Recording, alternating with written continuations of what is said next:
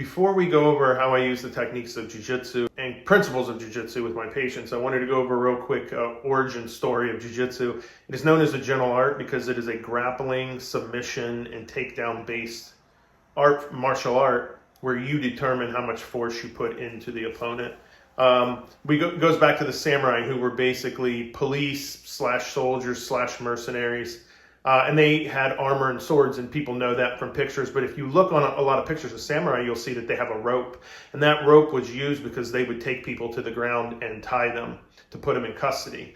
No one knows the actual origins of Jiu-Jitsu, and a lot of people will claim it, but I'm sure it's a mixture of a lot of Asian grappling arts and arts from the Indian continent.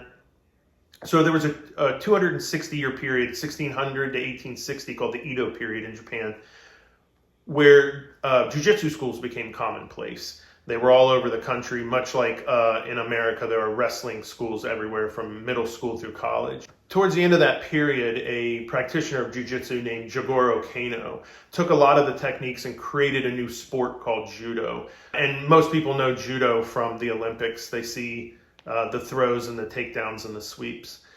Students of Kano and his new form of Judo would eventually influence the Gracie family and others in South America, and Jiu-Jitsu would flourish there and then eventually spread to North America.